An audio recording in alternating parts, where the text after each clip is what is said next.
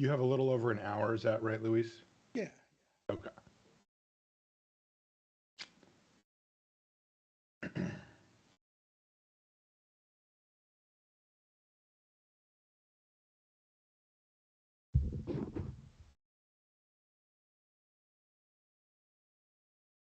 All right. Check. Actually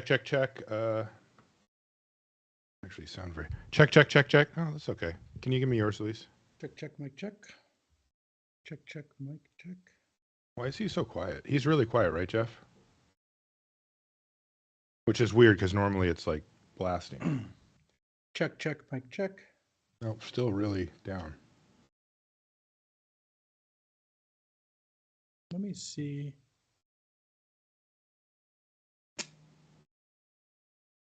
Audio was a little quiet on the stream last night too. Yeah. It wasn't bad, but it was just like normally it's like.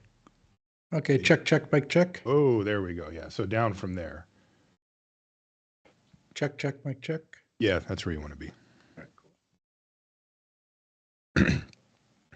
Okay. Todd says sounds fine on YouTube. Well, I guess we're good to go. Let me put this in here. I can't. Somebody sent me a Patreon question. It must be on the thing. Hold on.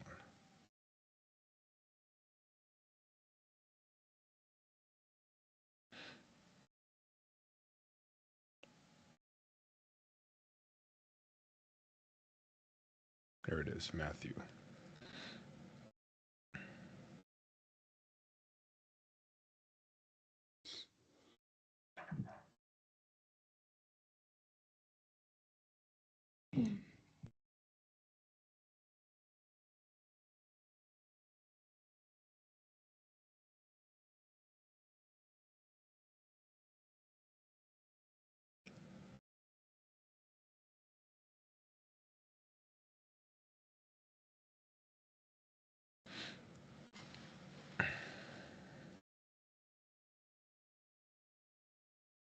And does Scryfall have the vintage cube at all?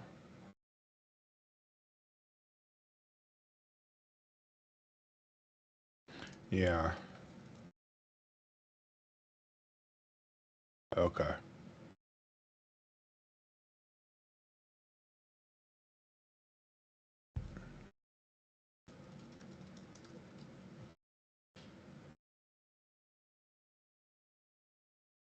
Okay, there is a thing called Vintage Cube. It says designed by Watsy. Let's I'm gonna put this in the chat real quick too. The question is it kept up by anybody? Or is this old? This is not current. It's not current, okay.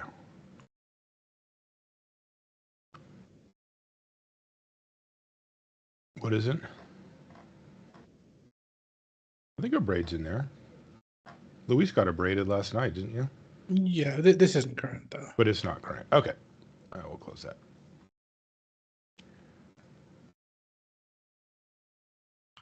Does one of these links have just, oh, there it is, full card list? Yeah, there we go. God, that's really tough to figure out. Okay. You ready? Yeah, let's do it. All right, here we go.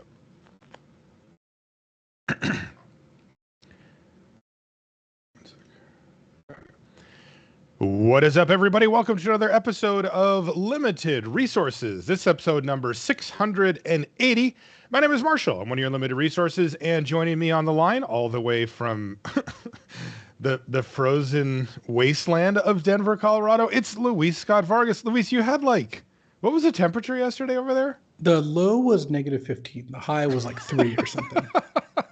You sent me the report, and it was like we might get up to 4 degrees or whatever. Yep. What the heck? It was cold. It was cold. Man, still pretty cold today. -1 right now, I think. Maybe 0 at this point. You've managed to survive, though? Yeah. I mean, hunkered down. It hasn't been too bad. And, the wonders of modern heating and all that get to kind of tough it out here. What about Julie Dog? Like, can she go outside when it's that cold? Like, what actually happens when you have a dog and they need to go outside in 4-degree weather or whatever, -15? So, we got a dog door, and we Yeah. watched her go out, and she went a little too far into the yard and was like struggling to get back. Oh no. So what we did was shut the dog door, and basically, if she wanted to go out, she'd let us know. And after that incident, she just went and right there and went to the bathroom very close to the dog door and hustled back in. But basically, she can't get outside unless we know she's outside, just so she doesn't like get trapped outside or get stuck or something. Yeah, yeah, that's crazy. Well, I'm glad that you're staying inside and warm. And I know that one of the ways that you've been passing the time has been playing a little bit of Vintage Cube, and that's what we're going to talk about on the show. We're going to do a kind of State of the Union on Vintage Cube because it has changed a fair bit over the last few years, and there's kind of a imperative at Wizards.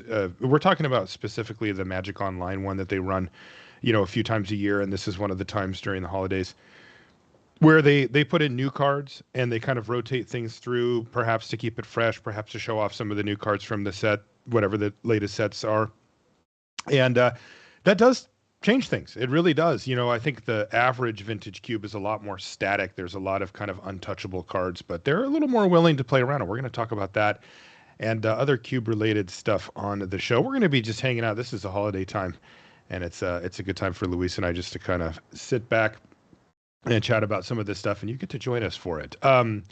Before we get into that, the show is brought to you by TCG Player and ChannelFireball.com. They've teamed up to create a subscription that every Magic player needs. You can get exclusive CFB Pro content and free shipping and tracking on direct by TCG Player orders, plus bonus bucks and awesome promos at TCGPlayer.com. For just $6.99 a month, you get all those things included in there. And we do have a link in the show notes for if you want to sign up for that, or if you want to pick up anything over at the TCG Player Marketplace, which is, the number one place to go to pick up your Magic cards these days.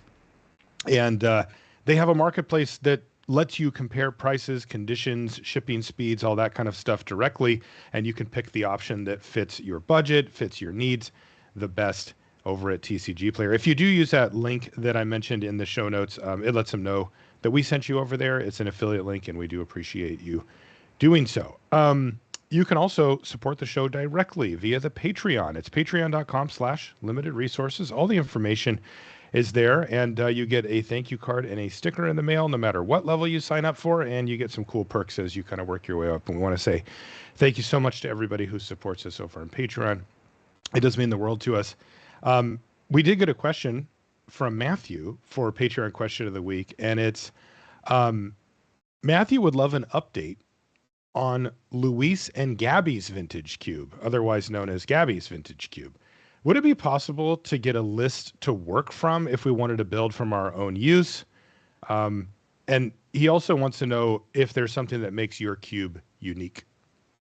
So haven't updated the cube in a couple sets. Just kind of basically the way we end up doing it is every time we're gonna play it or get together to cube, tend to update it and haven't done that in a little bit. Mm-hmm.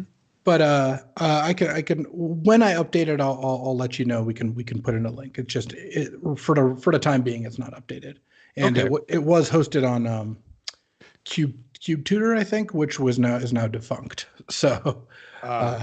That is unfortunate as well. Okay.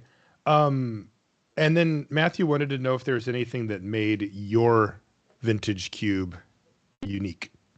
I don't think anything in particular. It's good.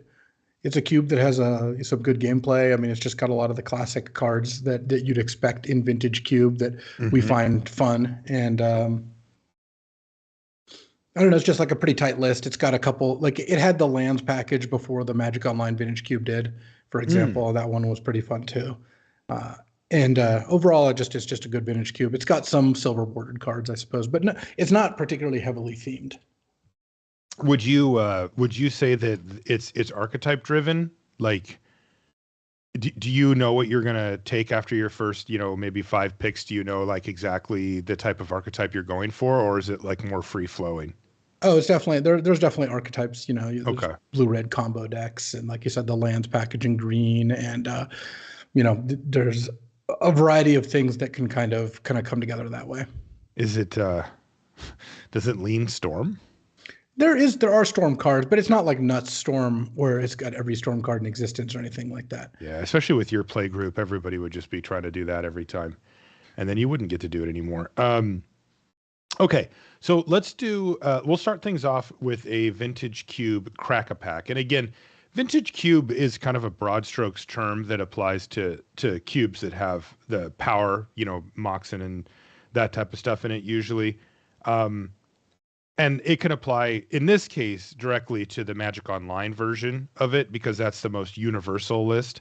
But, this is going to have a lot of similarities with a lot of people's vintage cubes. So our first card out is Nurturing Peatland. Peatland, that's the, what is it, like the Horizon Canopy variant that makes black and green? Yeah, I mean, these lands are okay. You end up playing them a decent amount of the time if you have some of these colors, but there's certainly nothing that you're too excited about. Do you ever try to build around these in the sense of playing like Excavator or ways to get lands back to like make that card draw repeat? Well, yeah, you would play those in the same deck, but it's honestly, because it uses your land drop every turn, it's really not that effective of a strategy. Like, yes, technically, if you have like Dryad of the Elysian Grove and Ramanop Excavator, you can like play this, sack it, draw a card, play another land, or play this again. But most of the time, you're going to want to use those cards with wastelands. Yeah, I've had that exact thing set up, and it's just okay. It doesn't feel broken relative to other stuff that you can do in the cube. Next card out, the all-timer, Jace the Mind Sculptor, better than all. Yeah, this is a fine card to first pick. I'm not unhappy when I first pick a Jace. In fact, I think I did that yesterday in one of my streams. Yeah, it's still good, right? It still holds up. Yeah, definitely. Because one thing that I think that we're going to be touching on throughout the course of today on the show is that isn't always true. So some of the cards that you sort of in years past have just said, well, that's just a great card. They actually do slip a little bit. Like if I had to say if Jace has gotten stronger or weaker over time, it's been weaker, though still quite powerful. Next, Wheel of Fortune. 2 in a red. All players discard their hands and draw 7 cards. Wheel's fine too. It's if you want to be storming or combo oriented, Wheel is a good card, but I don't think it's better than Jace. Even if I wanted to draft Storm, which I frequently do, I'd still rather start with Jace because I think it's just crazy to start with Wheel over Jace when they're comparable in the Storm deck. Wheel's a little better, and Jace is 100 times better in every other deck. If you see a draw 7 like Wheel of Fortune or Time Twister, what's the ranking in your head of things you want to do with it? Is Storm number 1? Yeah, I think that's the main way. There's the two things you can do are like Storm combo where you're trying to Wheel and Time Twister into a bunch of spells, Brain Freeze, Tendrils, whatever. Or there's Narset, Leovold, Shieldred combo where you have these 3 cards, and we'll talk more about Shieldred, but that punish your opponent. They make draw 7s asymmetrical, either by having Narset / Leovold make it so your opponent doesn't draw cards, they draw 1 card and that's it, and you get a fresh 7, or Shieldred, which gains you 14 and deals 14 to them. Yeah, it's incredible. I saw you do that on your stream, and I was like, that is not Tendrils, but it looks a lot like Tendrils when you fire it off. And sometimes you just cast Shieldred as a 4/5 Death Touch, and your opponent can't do anything about it. Yeah, it's been impressive. Next is, wow, this card's still in the queue. Biogenic Ooze. Yeah, I haven't really been too impressed by that. I mean, it's fine if you have like something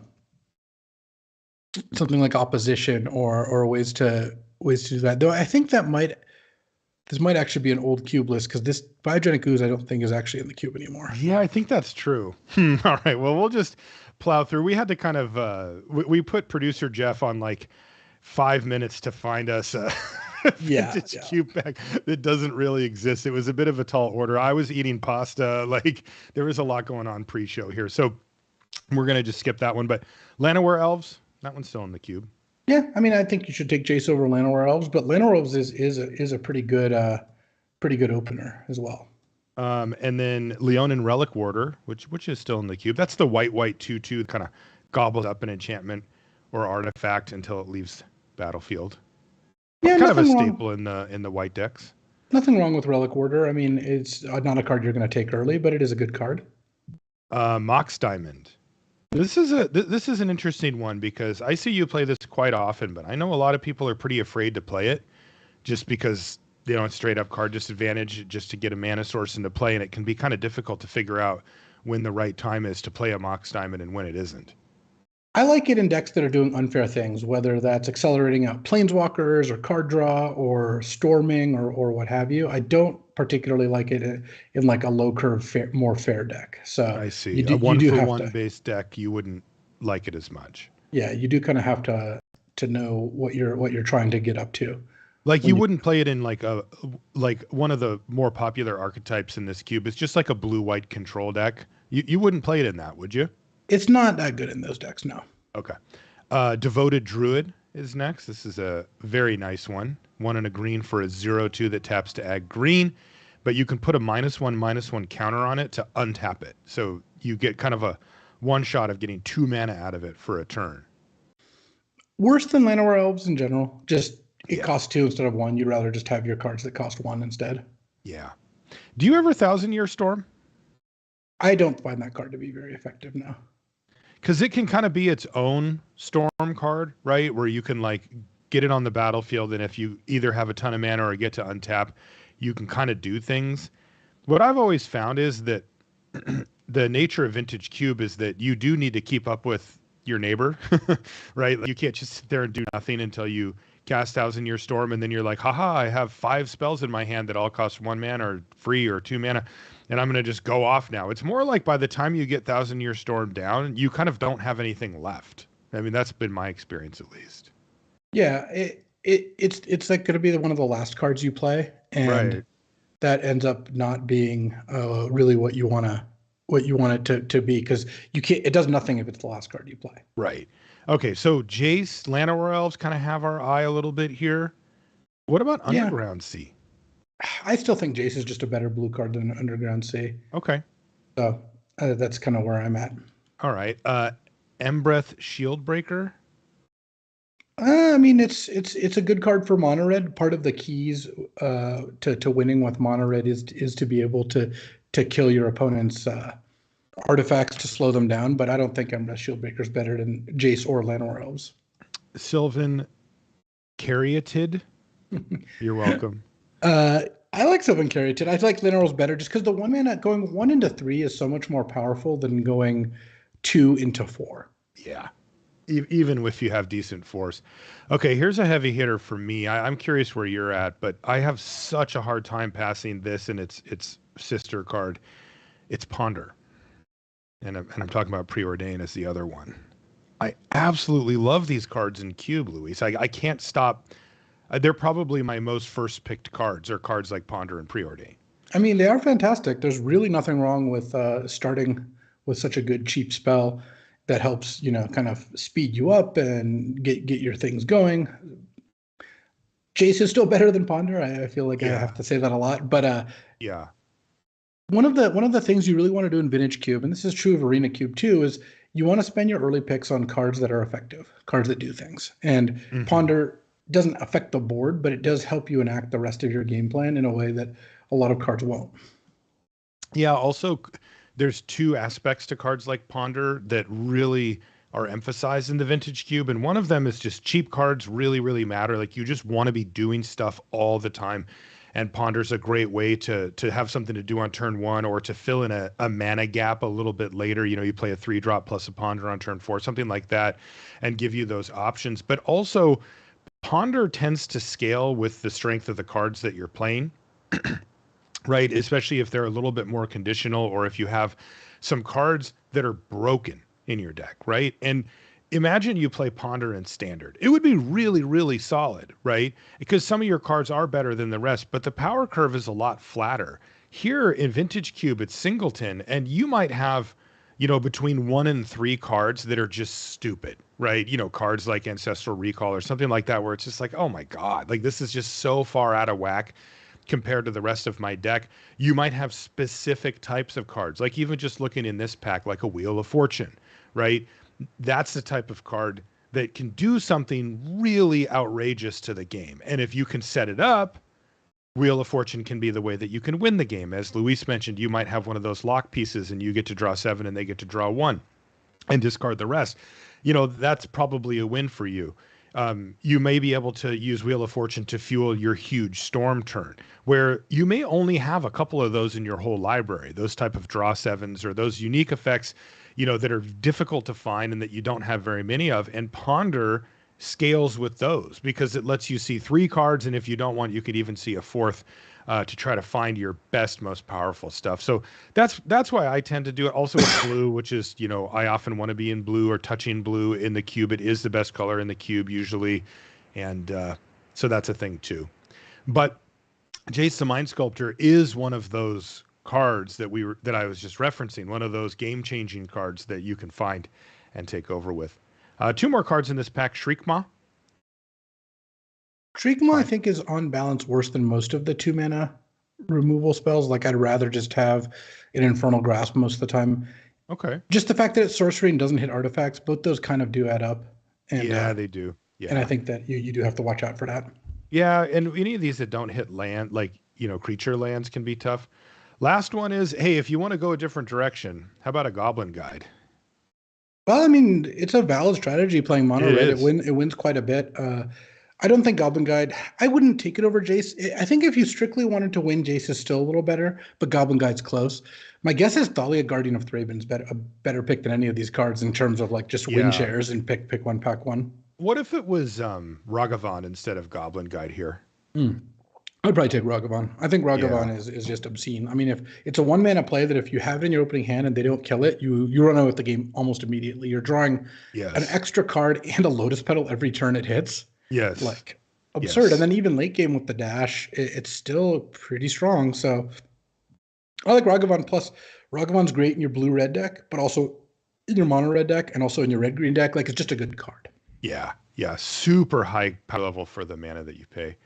Okay, so there's our Crack-a-Pack. We're both taking Jace. I'm a close on Ponder, but I would take Jace. Is that where you land too? Yeah, I would take Jace. Yeah, Jace is great. Okay, so let's talk about big picture before we dive into card by card stuff. How would you say the Vintage Cube has changed in not just in like the card construction, but like what are the fundamentals that have changed over the past, say, 1.5 to 2 years or so? When you think of sort of classic Vintage Cube to kind of where we're at right now? So I think Vintage Cube has gotten generally faster, and I think that's something that you do want to keep in mind. Like, it is a very strong, brutal format, but things have even gotten faster. And cards like, remember Karn Liberated, the 7-mana Karn? Yeah, like, that got played all the time. That used to be a card that you would first pick and like not feel bad about it. Like, you'd be like, okay, I'm doing this. Mm-hmm. I don't think that's true anymore. I don't think that's a card you should be taking. And, there's other cards in that vein. And it's really just interesting trying to figure out like what is actually good here. And the more expensive cards have gotten a little worse, and the cheaper cards tend to get better kind of as a result. Yeah. I mean, would you say that you're leaning more towards higher variance broken things, assuming that you're drafting to win, or solid fair strategies that kind of do the same thing every time? Like, where on that scale are you? Is it? I definitely am trying to do broken stuff if I can. Okay. I think that that's a really good place to be. In general, I would say that if you're not doing something broken, you have to have a pretty good way to stop your opponent from doing something broken. Mm-hmm. So that could be as easy as counter spells. It could be speed, like these aggro decks. They end up going very quickly in order to do that. And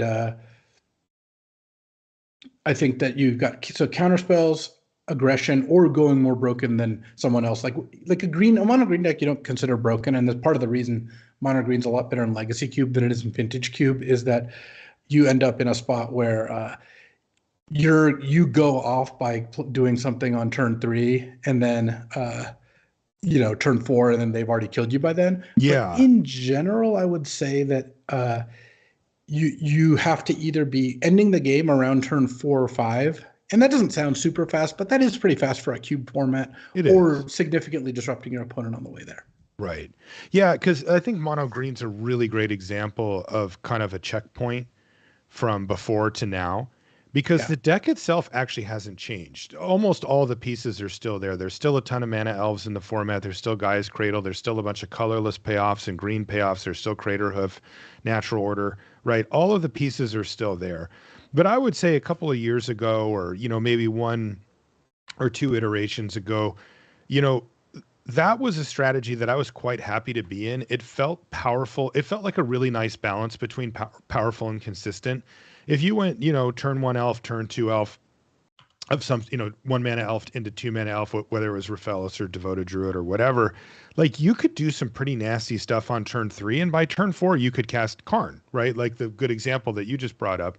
And that felt good. That felt like that was enough to win most of the games. And you just needed to kind of get the balance right on elves and payoffs and a few mid-range things, get your land sorted out, that type of thing.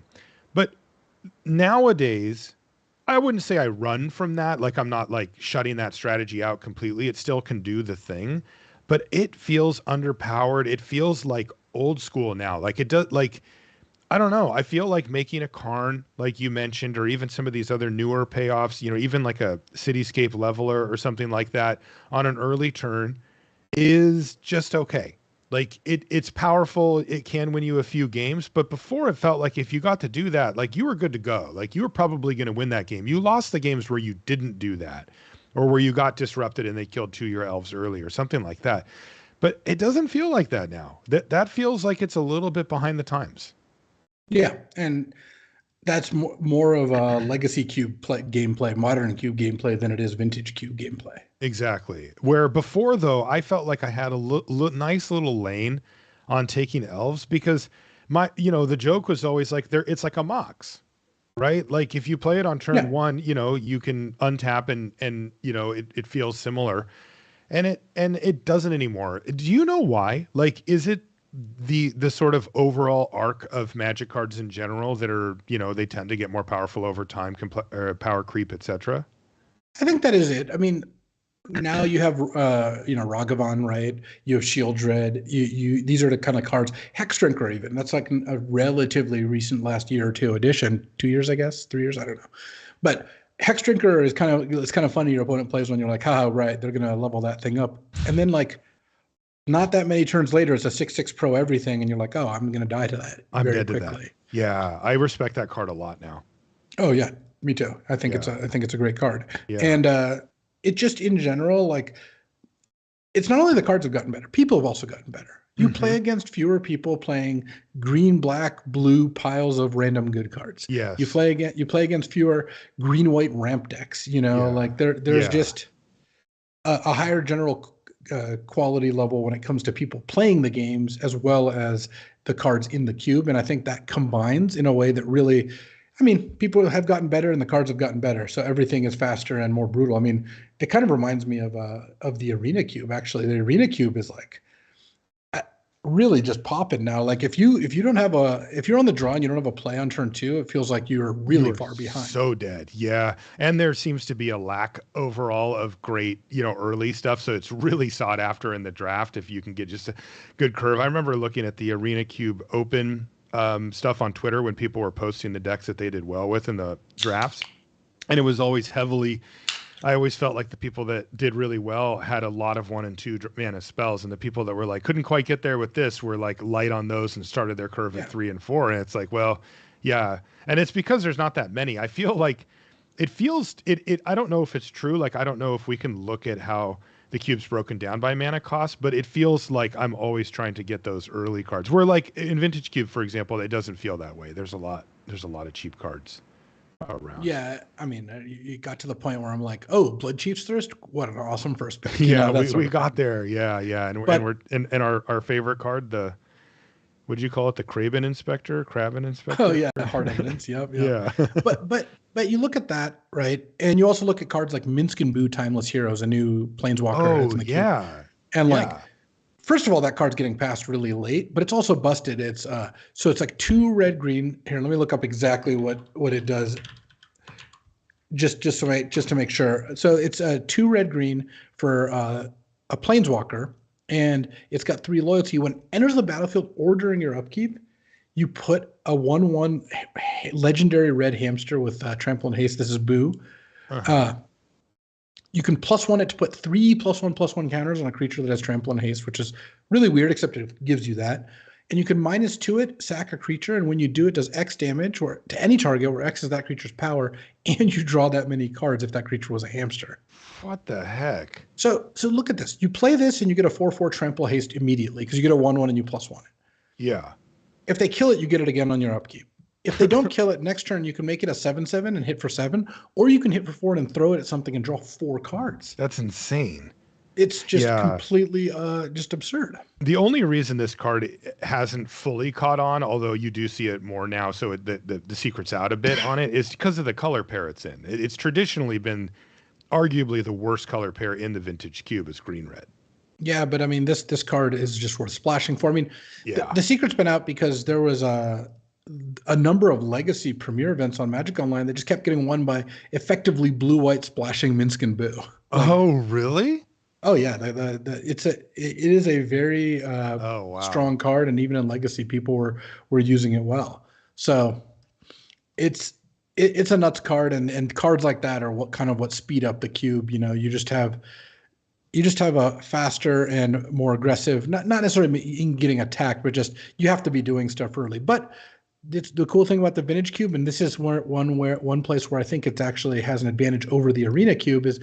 You get behind in the arena cube, or you're on the draw, especially, and like they go 1-drop, 2-drop on the play.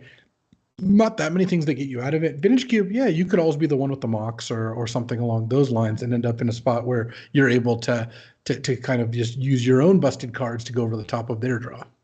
Yeah, I see this stuff come out in other cards too that were traditionally considered, again, like too good or too whatever. Like bribery is one. That comes to mind that was, I mean, there was a lot of people that just hated even having it in the cube at all because they felt it was a bit unfun, but also too powerful. And I don't know. Do you worry about bribery these days? No, I mean, it's a playable card, but definitely it's not a busted one. And we don't have it in our cube just because don't like how it plays, but I think at this point it would probably be fine. It's definitely not too good or anything close to that. So yeah, I mean, when you're cubing here, I think what you really want to focus on is what is your game plan? How are you going to either be broken or stop broken decks, and how are you going to do that quickly? What is your way to either interact or accelerate? Both those. Accelerate is the preferred way, like if you can get mocks or soul ring or that kind of stuff, but you can't always get that. In interaction, there is a lot of it. So there are a lot of ways to battle against your opponent doing stuff like that. So I have to ask, do you like this direction? Yeah, I've liked the vintage cube quite a bit. Even the recent one, I'm 8 drafts in or something, 7 drafts in, and it's been very fun. So okay, let's take a look at some of the changes that were made recently to the cube. I'm gonna I know you have a few you want to talk about, but I'm just gonna go. There's actually not that many, so I'm just gonna go through and just talk about anything notable if it stands out. So they brought in Arcane Proxy. That's the prototype that lets you kind of Snapcaster a thing for the reality chip. And that seems like a good one. Like the reality chip never really became a reality at all. Yeah, it was nothing. So that's cool. So, and that's a blue card or a colorless card. They put in Argoth Sanctum of Nature, which is the one that lets you mill yourself and make a bear for 4 mana, which seems too slow for vintage cube, but the mill might be a thing. They took out Volrath's Stronghold, which is another card that people just weren't really using. So the reason they put in Argoth is because they also have Titania in there, Voice of Gaia, so you can meld them. And I do want to say when you look at this sort of situation, they do have a mandate. Clearly, whether it's I guess I don't know if it's stated or unstated, of put cards from the most recent set in the cube. That's the whole point, right? I mean, they release sets. So I basically give a pass to any cards from the new set. Like sometimes they come in. Like I don't expect Titania and Argoth to stay in very long. If they're in here in 2 more iterations, at that point I'm gonna be like, okay, well these kind of you tried them, they weren't good. It's time to get a move on. Sorry, Ludovic, or whatever. Yeah, exactly. Yeah, and I wonder if they flag them, these will be in for a cycle. But because the disaster is if it wasn't fully curated in the sense of like flagging some cards for temporary use, where like in 2 years we're just like, why is this card still here? You know, that type of thing. And we've had a few cards sneak through like that, but they do generally keep pretty good tabs on the thing. This one's a little bit weird. Aurelia, the War Leader, makes an appearance here. That's the 2 red, white, 3/4 flying vigilance haste. And whenever it attacks for the first time each turn, untap all creatures you control. After this phase, there is an additional combat phase. That's replacing General Ferris Rokurich, which I don't even know what that is anyway. But that was the 3/1 hexproof from Monocolor. That, yeah. When you cast a multicolored spell, you got a golem, yeah. All right, so get that guy out of here. But why what aggro deck in this thing wants a 6-drop? Aurelia the War Leader is such a bizarre addition because it's not new or good. Right.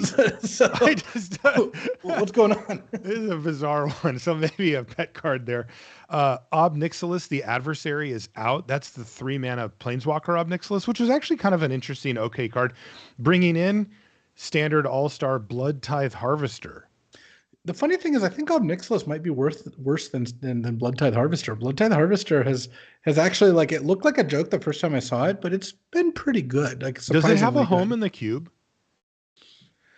I just can't imagine playing this card. I think I would play. The problem I have with Blood Tithe Harvester, I guess, isn't so much that Blood Tithe Harvester isn't playable. It's that I don't really want to be a deck that has base black-red mana very much. Right, and you need to be.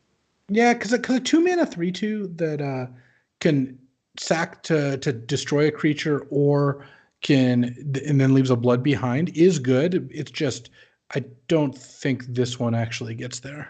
Well, and it's also worth noting that like the amount that you can do with this of -X is twice the number of blood tokens. Like there are a couple of other cards that make blood tokens in the queue, but it's not like they're flying around.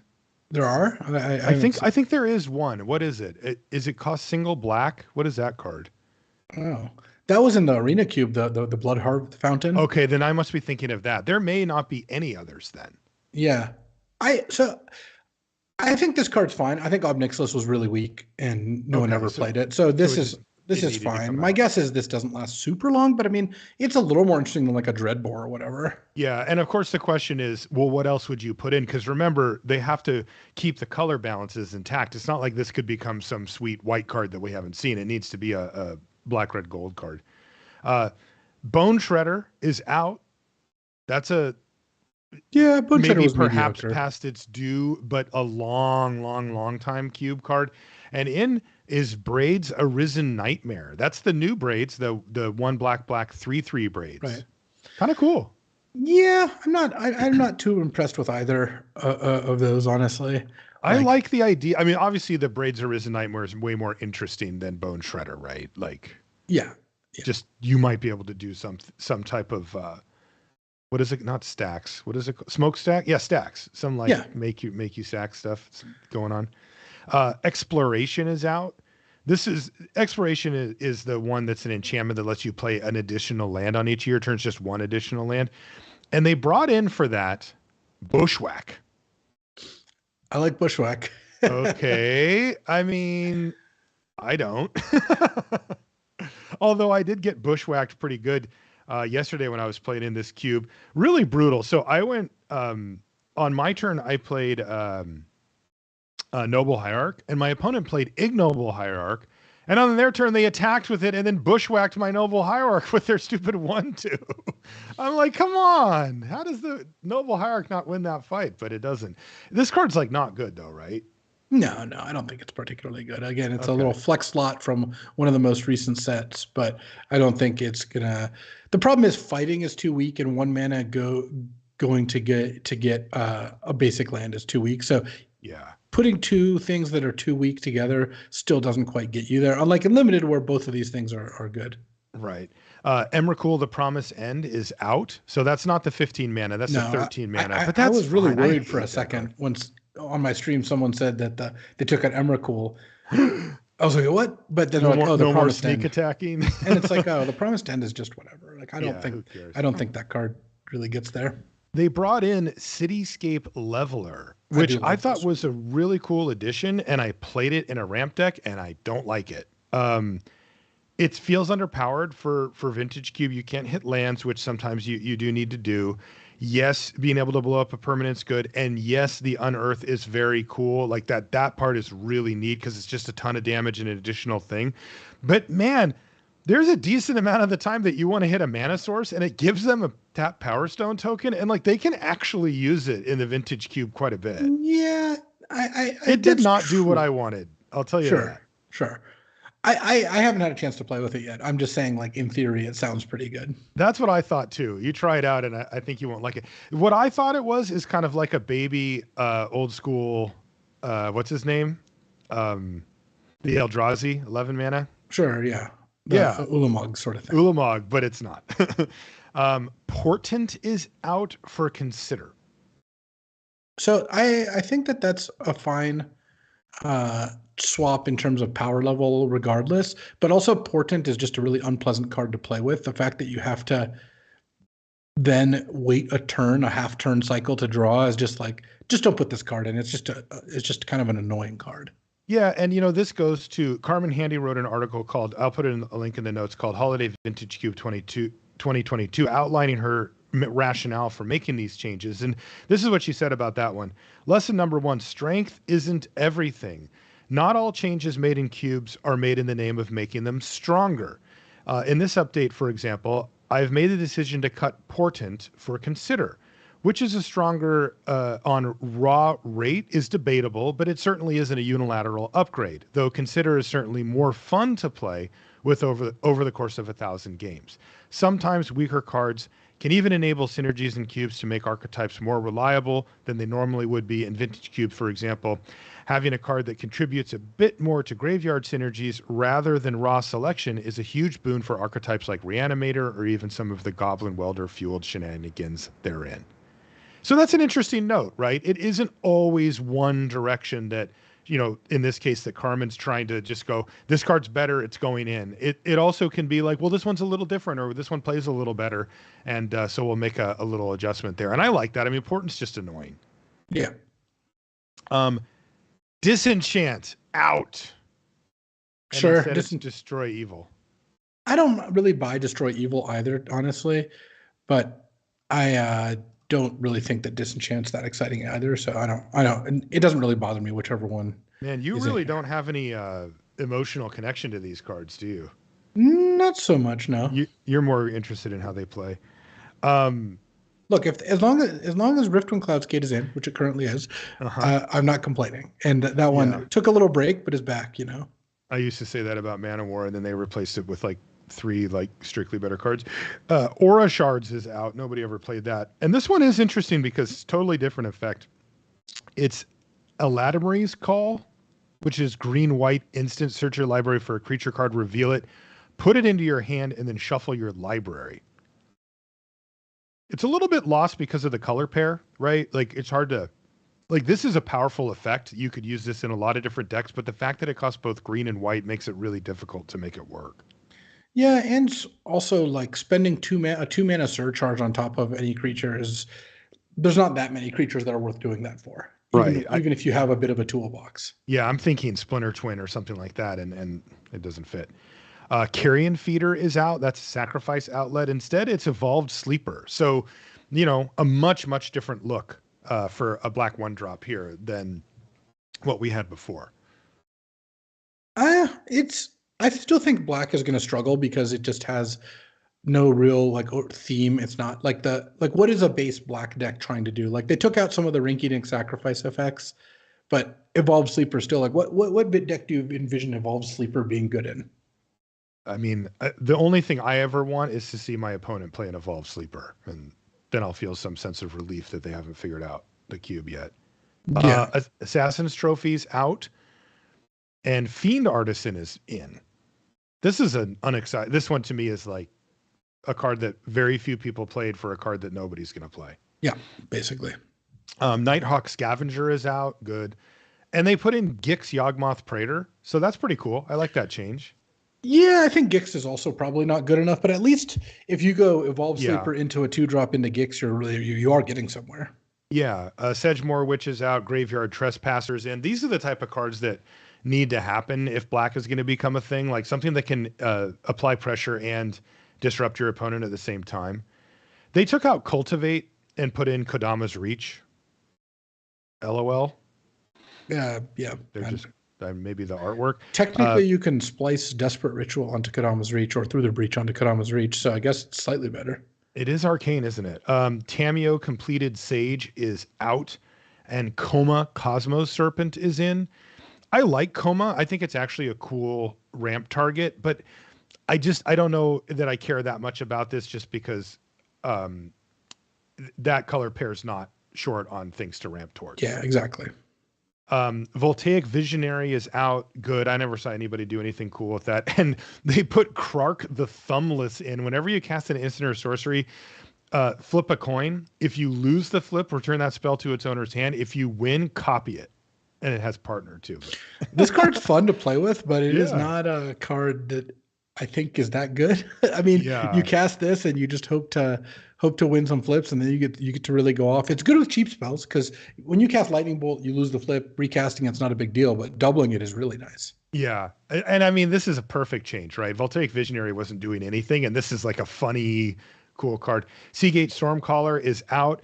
That's good. I had higher hopes for it. I was able to do a couple of cool things with it. Time Walk's kind of the classic, but it never actually really came together, and it always felt too clunky for the cube. And they put in Ledger Shredder. Yeah, I mean, I miss Seagate Stormcaller because I think it was really fun to make Time Walk decks with it. But if you didn't get Time Walk, the card wasn't that good. So I think it's certainly a fine card to rotate and move on. Yeah, and Shredder is actually relevant in Vintage Cube because people very often play 2 spells in a turn. Swift Reconfiguration is out, and it's now Lauren of the Third Path, which is the 2 and a white, 2/1 Vigilance, and when it ETBs, it destroys an artifact or enchantment, and you can tap it to have both people draw a card. Yeah, good card. Very interesting card. Yeah, and having another Reclamation Sage in another colors, those are excellent in Vintage Cube. Here's one that Carmen also talked about. Helana and Elena Partners is out. That's the 4-mana one. And in is Maria, Scholar of Antiquity, which is the 3-mana 3/3 1 green red. And it says tap an untapped non-token artifact you control to add green, and you can tap 2 untapped non-token artifacts you control to exile the top card of your library, and you may play it this turn. What do you think about that change? Because the Helana and Elena Partners was not getting play. Yeah, I mean that card. Basically, I really like the philosophy of take out a card that no one really cares about, regardless, that's just not getting there in any circumstances, and put in a more narrow card that in the right deck could be awesome, but it's probably useless to most people. I think that's a fine approach. In fact, it's a great approach because there's plenty of generically powerful cards. There's no shortage of Lightning Bolts, Remands, Hymn to Turok in the cube, right? These cards are just good. Putting in Maria, Scholar of Antiquity, yes, this card might not see much play. In fact, it probably won't see much play. But every now and then, someone with a ton of artifacts will put this in their deck and have a reason to have a red-green artifact deck, like red-green-blue maybe instead of blue-white. Yeah, and it could be really fun. I think so. I think that it's a good place to be. Yeah, this was the rationale from Carmen. She said, with this cube update, I made the decision to cut Helana and Elena Partners for Maria. I've spoken more than once about the struggles of finding strong Gruul cards that can compete at the vintage cube level. So axing a generic rate card for a sweet build around is a no-brainer. I'm optimistic about the decks that Maria can enable that otherwise wouldn't have been built. So that's just huge upside, right? Even if you're just taking a shot, rather than just having kind of a boring card in there. Unburial Rites is out for Minsk and Boo, which we talked about being very powerful. Also a little weird with the color correcting, maybe just trying to give green-red a little bit more of a bump. Fyndhorn Elves is out. That's a functional reprint of Llanowar Elves. There are a ton of elves, so losing one isn't really that bad. And Mishra's Bobble's in. Love Mishra's Bauble. I just trophied with a deck. It was an Esper Luris deck where I third picked Luris and just drafted completely around it, and it was sick. Nice, that's sweet. Firebolt is out. That's the sorcery that does 2 damage for red, and you can flash it back for 4 in a red. And in is somehow Rolling Earthquake, which really stood out to me as like, what are you doing here? But maybe I'm overlooking something. It's red X for a sorcery. It does X damage to each creature without horsemanship. So each creature and each player. So horsemanship is the Portal 3 Kingdoms version of flying, but Right. because this card just works as written, it basically is red X deals X to each player and each creature. There's no horsemanship creatures in the cube, I don't think. No. So it's a much stronger earthquake because it kills everything, including flyers for red X. I think it's just a fine playable. Who wants it? No, I think like red blue it's fine in. Okay. If you're some other red based deck that isn't super aggressive, I wouldn't put it in your mono red deck. No. Okay. Couple of modern classics, I would call them, have left. The first one, I'll actually miss this one. It's Gonti, Lord of Luxury. Oh, this is one of the ones I missed the most. Yeah. But you got your new toy. You got Shieldred for Gonti. Shieldred is amazing. It's funny because like when the new cards get added, like Minsk and Boo and Shieldred, I expect there to be a little time before correction. But Shieldred and Minsk are both cards that I think you should be first picking most of the time you see them. Okay. Like Shieldred is an absurd card. First of all, if it doesn't die, you've got a 4/5 death touch that's probably clocking them, and you're draining them each turn and gaining 2 a turn, right? Mm-hmm. Yep. But it also punishes them badly for every card draw. And if you combine it with like draw 7s, it's absurd. I played Shieldred and had opponent cast Brainstorm, and it was like, oh, it wasn't a great play for you. You know, like it's just such a strong card that you don't need to do anything to make it good. And then if you do make it good by playing, cards like Time Twister or what have you, then it's even better. And I'm really impressed with Shieldred. I think that the card is great. Yeah, I faced down a Shieldred and was in a similar position to your opponent where I was like, well, I've actually got cards that help me get through my library to find the answer for it, but I'll be dead. Like if I cast these 2 draw spells, I'm just dead anyway. The other one that is no longer in is Geist of Saint Traft. Yeah. And it's in and Spell Queller's in for that. I think that's a fine swap. Like Geist was kind of a hard card to fit. Like sometimes you would play it and it would be good, but most of the time it's like, I don't really want a purely aggressive card, which is what this is. Right. And it also fits the archetypes that and people generally don't draft blue-white aggro. That's not a thing too often. All right. Next one out is Extraction Specialist, and in for that is Steel Seraph. That's a pretty cool card for white, right? Yeah. Yeah, I think Steel Seraph is very good. You can cast it like I wouldn't play it outside the white deck unless you had a really strong artifact theme, but you can cast this card for 3 mana as a 3/3 flyer that immediately gives something flying and cracks in, or gives lifelink. Those are the 2 most common. Or you just cast it for 6 mana and you're still pretty happy with that too. Gideon Blackblade is out, which is interesting because I've never been a particular fan, but I respect that card. Like when somebody plays it on 3, I'm like, oh no, like that thing is going to do a lot of damage to me. It's very difficult to get rid of. The control decks hate to see it on the other side. And they brought in for it Temporary Lockdown. I don't mind having there be an extra way to kind of deal with aggro starts, and it does hit random moxes and stuff, but I don't know how good this card is. How many white, like you'd have to be like white control for this to be good. It's obviously not an aggro card. Right. And that to me is the most interesting part, is that Gideon, a card that control decks have a hard time against, came out and they just got Temporary Lockdown, which ostensibly hoses the decks that Gideon would have been in anyway. So maybe there's a little bit of a nudge at the high levels down at Wizards of the Coast there to bump up the control a little bit. A couple of more cards. This one's interesting. Gilded Lotus out, Timeless Lotus in. If you don't mind waiting a turn, you get a lot of mana out of this thing. Yeah, and so the reason that I like it so much is, and I've been happy with the swap, is 1 card, Golos. This activates Golos by itself. Right, you just need 2 random land. That's crazy. I had a mono blue deck. It was one of the first cube decks I drafted, actually, where I had Golos and Timeless Lotus, and Timeless Lotus was the only way to use Golos, and I did it multiple times in the draft. Oh my God, that's how did Timeless Lotus feel overall? I mean, it was okay. Obviously very powerful, right? Like if you untap with it. Most of the time with Gilded Lotus, you didn't use it right away. It does cut off the Gilded Lotus with Counterspell up kind of play, but I think for the most part, I would say they're both pretty narrow, and I think it's cool to try Timeless Lotus. I'm not convinced either's actually good in Cube, but it was the Golos thing is actually fun. Whereas I don't know, I almost never played Golos Lotus. Did you? Did you play that card much? It didn't seem.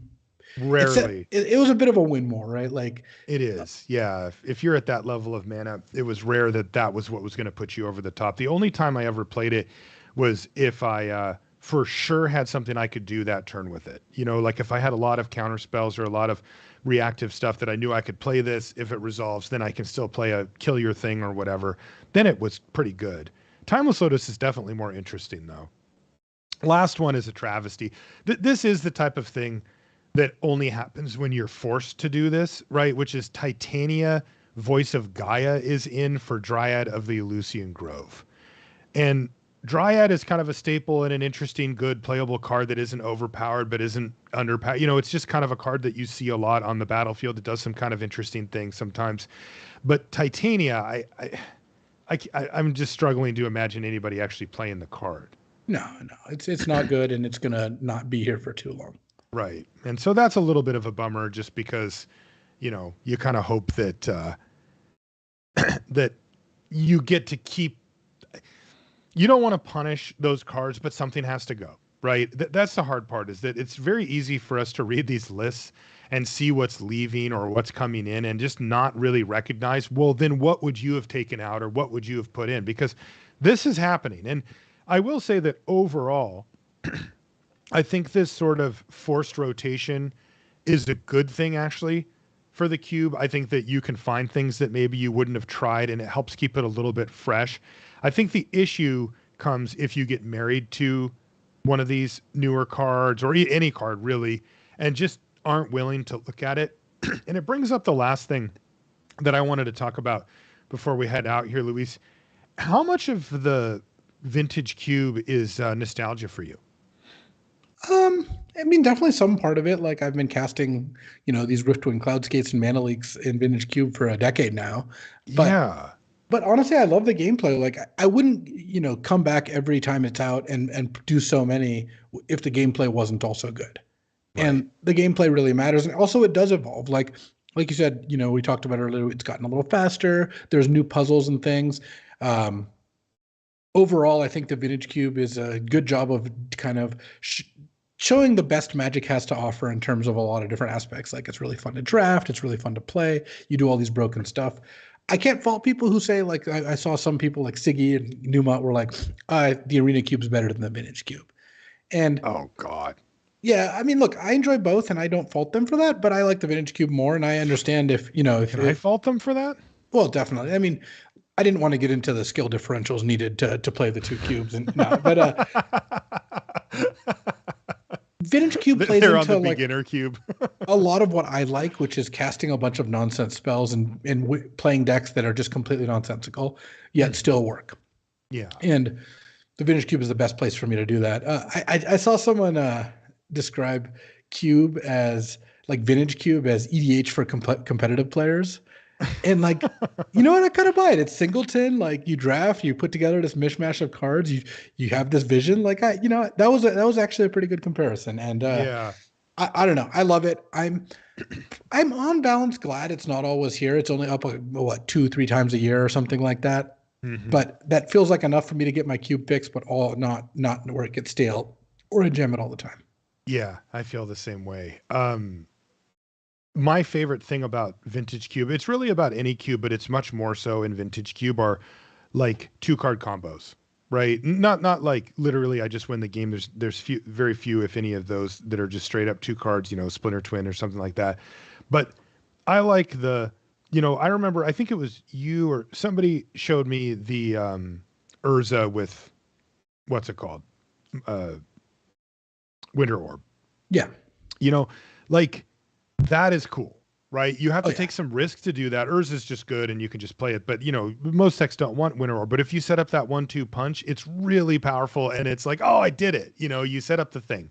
And there's a bunch of those that are there. There's more copies of those type of cards. Like I'm a big fan of the Draw 7 and Narset combos. I think that those are really tension filled. When somebody plays a Narset, I'm very aware that they may be trying to run that on me. And so I'm going to use as much resources as I can to get Narset off the battlefield. Last night I was playing and I had a scenario where my opponent played Narset minused it. They didn't find a draw 7, but I knew that they had one in their deck from earlier. And I didn't know if they had it in their hand. And I had a turn where I had my Noble Hierarch out and I could play a 4-mana spell or attack Narset down to 2 in case they didn't have it, so that if they wanted to use Narset to try to find something, then they would have to kill Narset instead. And I chose to do that. And that's because of those 2-card combos, not because Narset's so great. Like, I would have been better off just having a 4-drop on the battlefield there. But I'm like, if I let my opponent have this and I just say go, they get to look at 5 cards to try to find their Eon's Torn or whatever that card's, what is that card called? Eon, whatever. Yeah. You were playing it a bunch less. Echo of the Eons or whatever, and if they fire that off, then the game's just over on the spot. So I'm going to have to basically sacrifice my whole turn to do 1 damage to Narset. That is interesting to me. That is really cool. And it lends a real tension to the game. And there's a ton of those in the Vintage Cube, and I don't find those nearly as often. But I haven't done the Shieldred one yet, but I'm in for that too. Also, I feel that Vintage Cube is the best at the unknown. There's a lot of turns like when you draft your patented Stormless Storm deck, where you don't know that you're going to win yet, right? Like you do a sequence of plays that puts you in a good position and it'll show you a lot of cards. A lot of things can happen, but you have to kind of have faith in you got to trust the process, right? And like, you just do the things that you need to do and then hope that it all works out. And I find that happens a lot more in the draft portion and the game portion in Vintage Cube than any other format. And I really like that part too. So why don't we call it a show there, Luis? I know you got a meeting to get to, but everybody go play that thing and show us your decks. It's so fun. I do want to shout out what I think is my current favorite combo and very, very strong: Underworld Breach, Lion's Eye Diamond, Brain Freeze. It's a 3-card combo. And Lion's Eye Diamond and Brain Freeze don't do much on their own, but it's effectively a 2-mana win the game combo. You can do this as early as turn 2. So what happens? You ditch your whole hand. Oh, wow. So you play Breach and you crack Lion's Eye. And then this is the very basic version. And then you remove 3 cards out of your graveyard to cast Brain Freeze, and you just target yourself. And then you mill yourself for 9.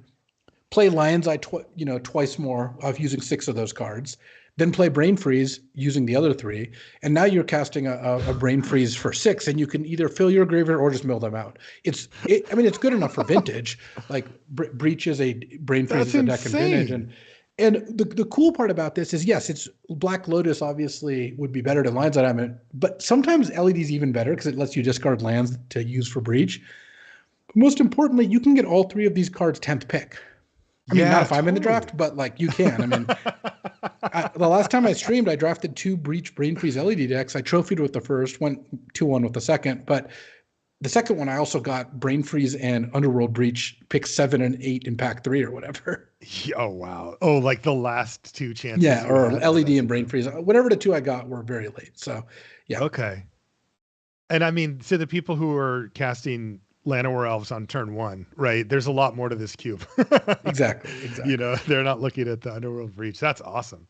All right. Well, everybody have fun playing Vintage Cube. We'll be back next week with the Limmies. We're going to be doing our year-end thing next week, giving away the awards and all that kind of stuff. If you want to find us on social media, I'm Marshall_LR. You can find everything related to the podcast over at lrcast.com. We want to thank our sponsor, TCG Player and Channel Fireball, for their support of the show. And with that, we'll see you next week. So we had an adventure this week on Tuesday. There was a little dog snuffling around on our porch. Uh-oh. And I go outside, and there's just no one around. And yep, you lift the dog right on cue. It's this little dude, apparently a Shih Tzu, and was very friendly, a little tentative, but came inside and had a collar, but the collar didn't have his name or contact info. It did have his vet info on it. It's his rabies. So we took the dog to our vet to see if he was microchipped. He wasn't. We then called their vet. They didn't pick up, but we decided to drive over. It was about 20 minutes away. We went to the vet, and they had the owner's info, but they couldn't give us the owner's contact info, I guess because of privacy.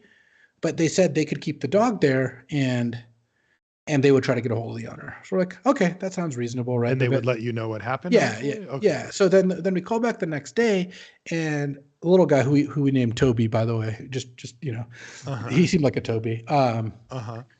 Wasn't really eating much and was being kind of aggressive in a cage. He was showing cage aggression, where when you put him in a cage, he starts getting more like worked up. And they hadn't been able to contact the owner, and so we were pretty bummed. But what Gabby had done is post on Nextdoor and Facebook, a bunch of the local Facebook groups here, hey, we found this dog. Yeah. And someone who saw that saw the owner's post of, hey, my roommate lost his dog, and a picture, and they cross-posted it. It looked like the same dog. So we call, and luckily the guy only spoke Spanish, but so do we. Yeah. And apparently the dog's name was Barbas. Barba means beard. He had a nice little beard. And they were so happy, and they drove to the vet to go pick him up. So Barbas got reunited. Oh my God! What a great ending! Before this negative 15-degree cold snap, But apparently he had wandered off of the work site. His owner had taken him to work, and he had escaped and was just wandering around. But luckily, through the power of social media, we were able to connect, and Barbas is back home. So what a great happy holidays to Barbas. Cute little guy. But all right. Very good. Good stuff. I will talk to y'all later. I feel like I need to go cube draft now. Oh yeah, definitely. Yeah. All right, later, guys. Okay. See you, Luis. Oh no, it's all good, man. I mean, we threw that at you like very last minute. The updated ones, right? Yeah. Look what I got. You have eyeballs in there?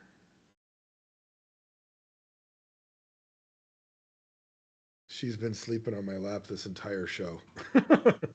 Yeah. Yeah, she's so good today. Oh, this is funny. She can see herself on the screen. Look at her. She's looking at herself. Who's that? Is that you? Not yet. But anytime a dog shows up on TV, she'll growl and bark at it. Oh, are you sleepy, pup? Oh, God, yeah. Like her eyes get big and she'll stare at it. And if a dog or a horse, or like we were watching a Christmas movie the other day, and there was a reindeer, and she's like, "Arr, arr, arr," and she'll jump down and like put her feet up onto the TV and bark at it. She thinks she's protecting me.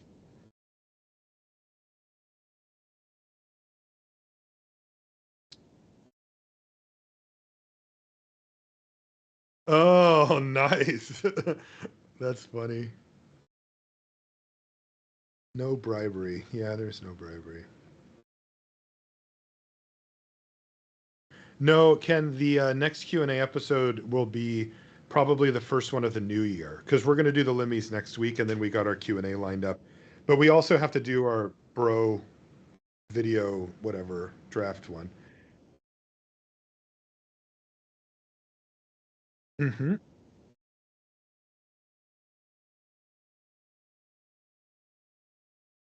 Yeah, it suits me just fine. We'll ask Luis, but if not, it's not, we can, the Limmies isn't super graphic, and like, it's all good either way.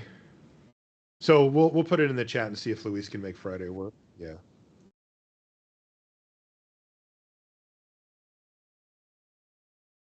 Are you so sleepy?